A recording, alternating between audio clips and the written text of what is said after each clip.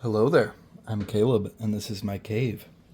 Unfortunately today, though, we are not in the Cave of Collectibles, but rather in the kitchen, as the kitchen table is the best place to play Magic the Gathering, if you're playing in a casual setting.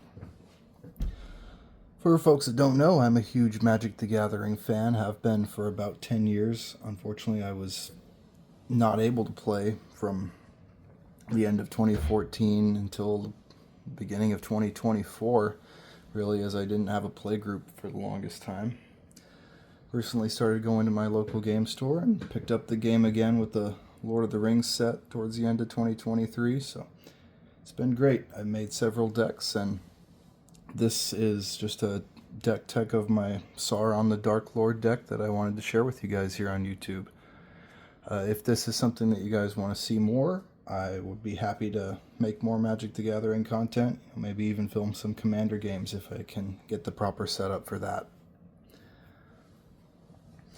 You will be seeing more action figure content, more Star Wars what ifs, more potential DC and Marvel what ifs down the road. But I did want to sprinkle in some Magic the Gathering content in there as well. As for this deck, Sauron the Dark Lord, if you don't know, is a Grixis commander, 6 cost, 3 blue, black, and red.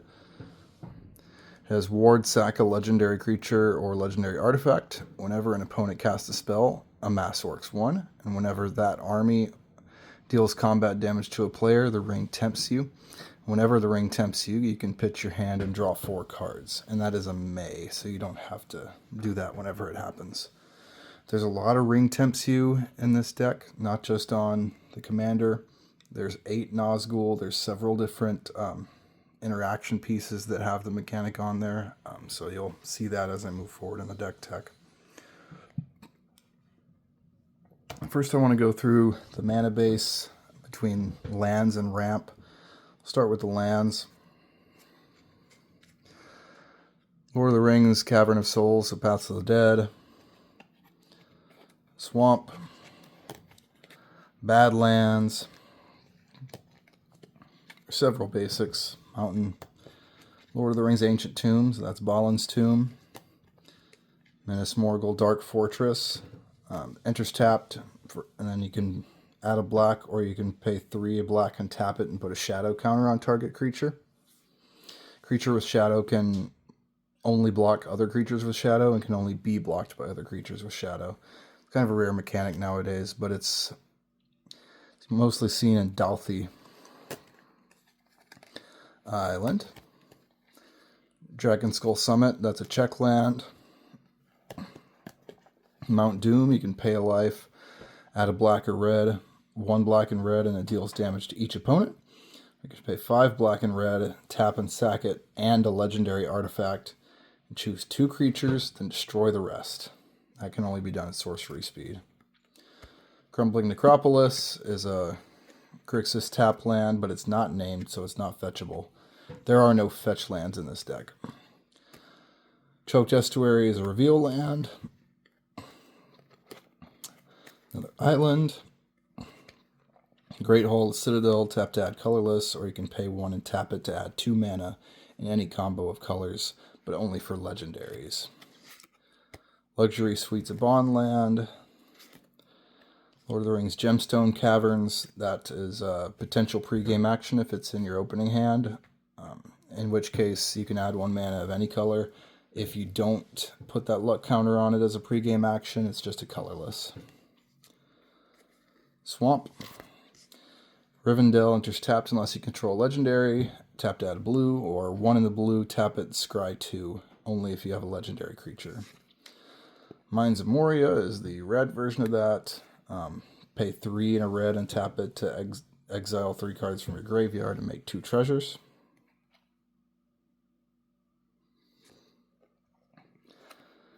The Black Gate enters tapped unless you bolt yourself. Add a black. 1 in a black and tap it. You can choose a player with the most life or tied for the most life, and then target creature can't be blocked by creatures that players control.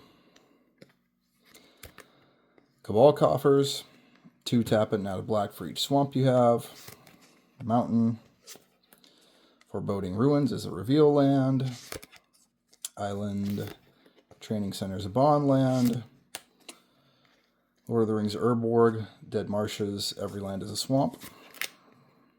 Mountain, Exotic Orchard, Command Tower, Volcanic Island, Barad-dûr, tapped unless you control a legendary, add a black, or you can pay XX in black, tap it to amass Orcs X, only if a creature died. Morphic Pool is a bond land, Underground Sea, and Drowned Catacomb, and a swamp. And that's the end of the lands.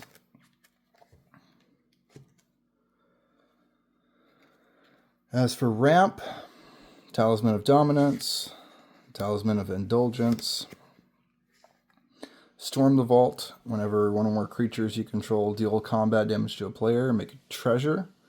And then at the beginning of your end step, if you control 5 or more artifacts, you can transform it. And let me flip it quick.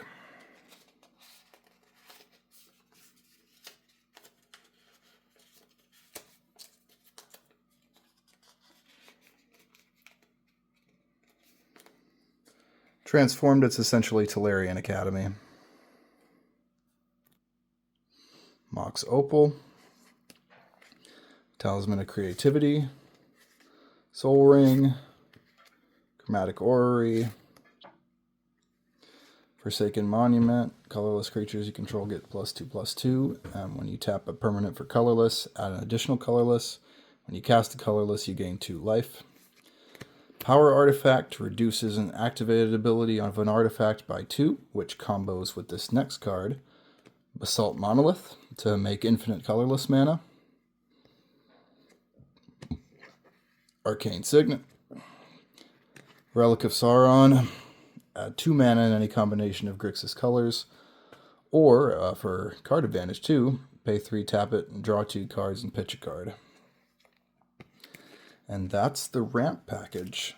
Although, There and Back Again might be considered in there as well, as up to one on the second and third lore chapters you can search for a mountain, and then on 3 you make Smaug, but when Smaug dies you make 14 treasure tokens.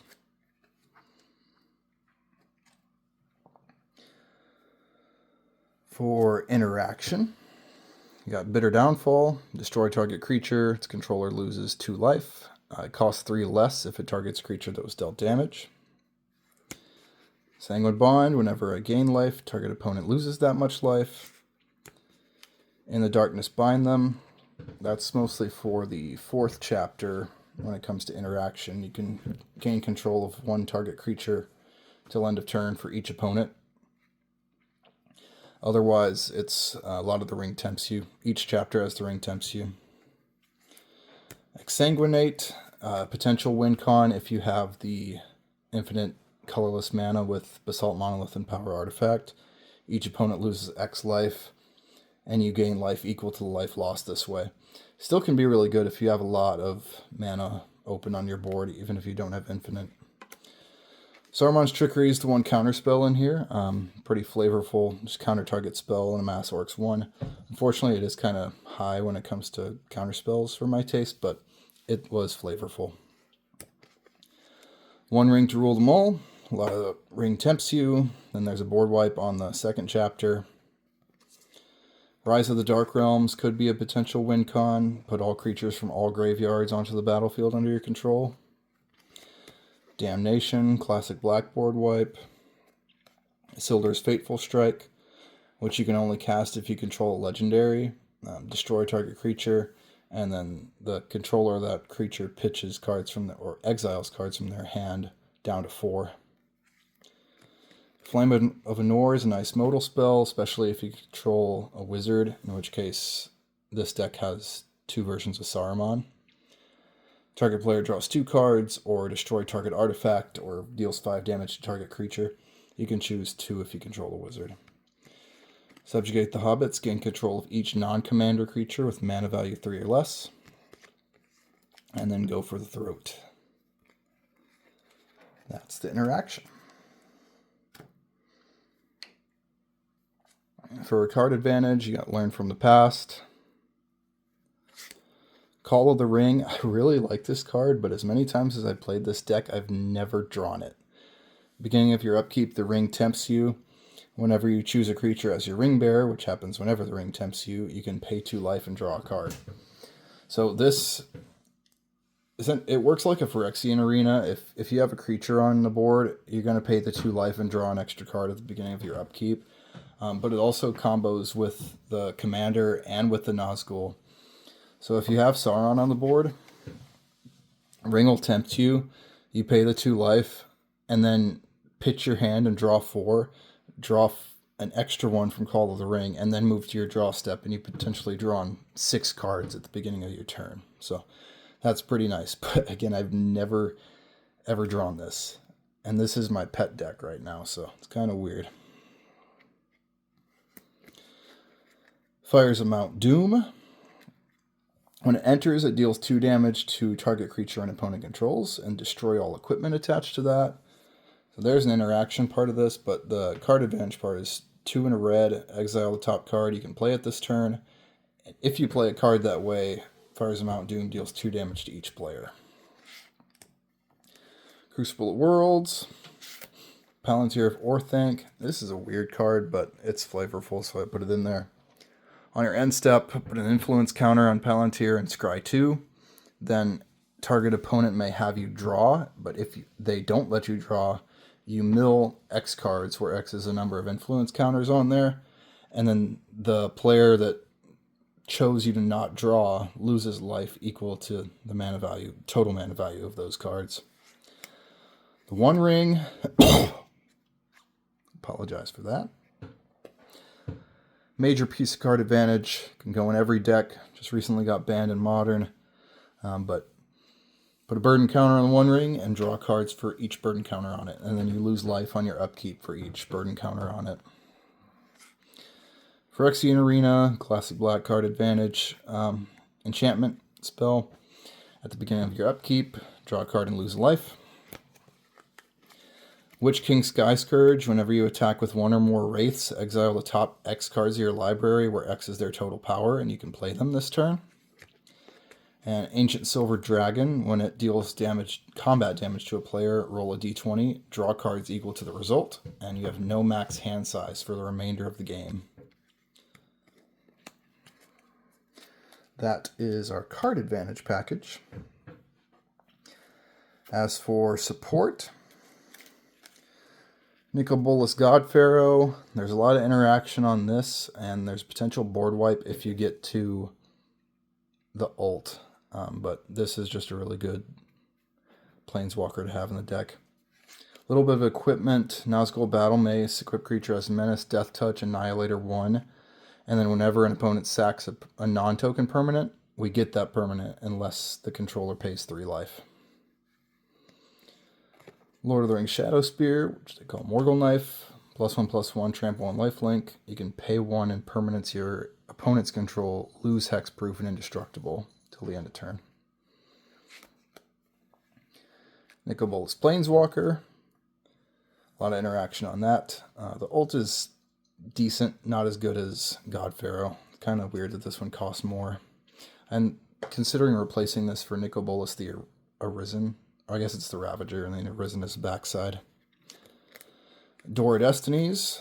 When it enters, choose a creature type. So typically you're either going to pick Wraith or Avatar, depending on what your board state looks like. When you cast a spell of the chosen type, put a charge counter on it, and then creatures of the chosen type get +1/+1 for each charge counter.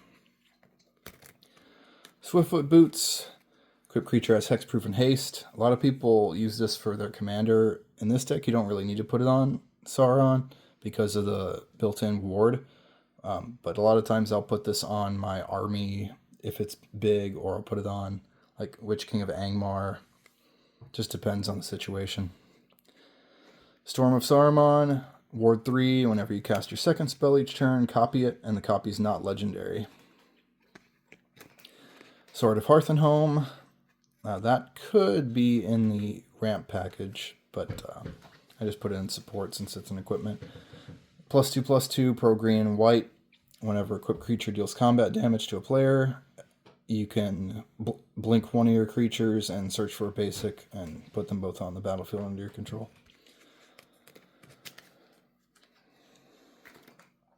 As for creatures, we have 8 Nazgul. I know there could be 9, but the Witch King is in here 3 times, so I think we're good on that.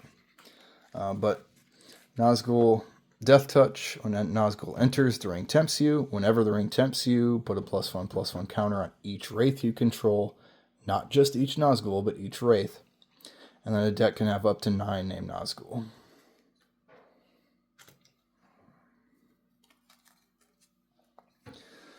Sauron the Necromancer.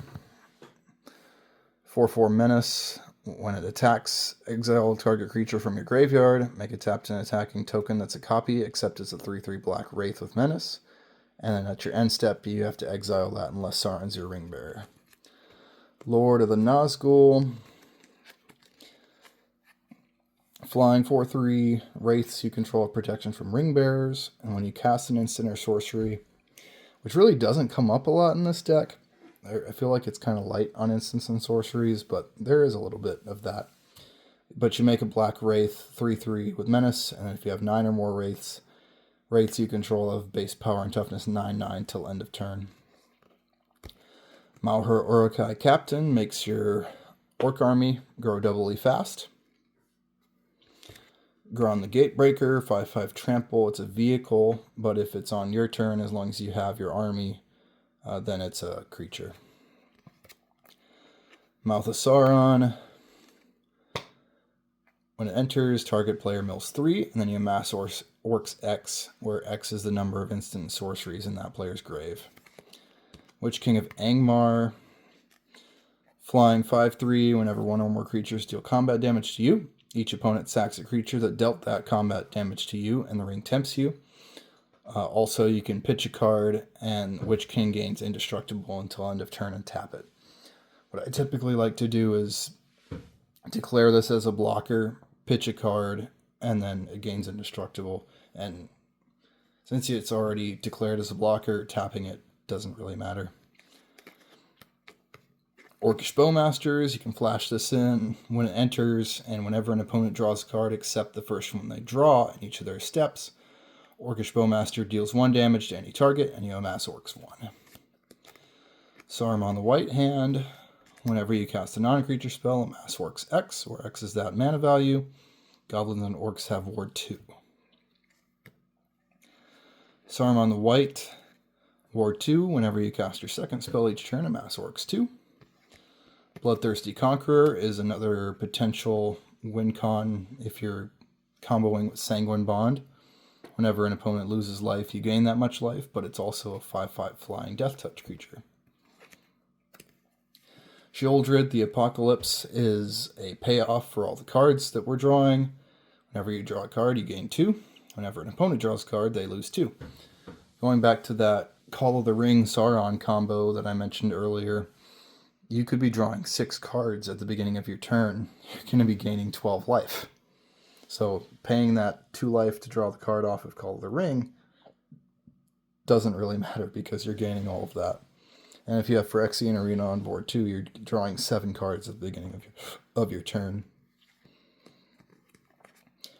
Balrog of Moria, 8/8 trample haste. When it dies, you may exile it. If you do, for each opponent, exile up to 1 creature that player controls. Or you can cycle it for 3 in a red and make 2 treasures.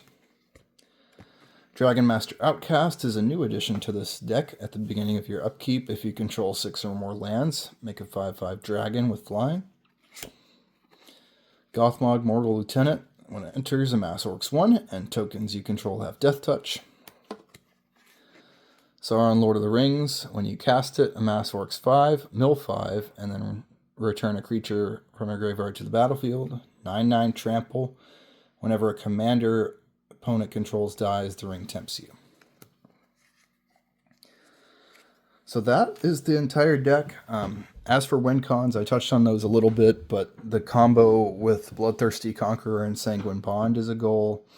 You can also get the 3-card Infinite with Basalt Monolith, Power Artifact, and Exsanguinate. Those really don't come up a lot in my games. Last time I played this deck, I milled both out, and I didn't have a recursion piece to go on.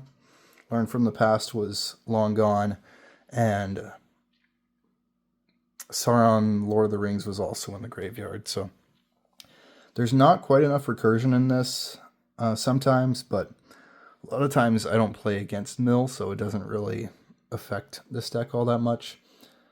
Some alternate things you could put in and be more recursion, like Reanimate or Animate Dead, Necro Dominance, Necropotent, stuff like that. But that doesn't really jive with what I wanted this deck to do. But I've really enjoyed this deck recently. If you guys like it, if you have any suggestions, drop that in the comments below. As always, may the Force ever serve you. Have a great day.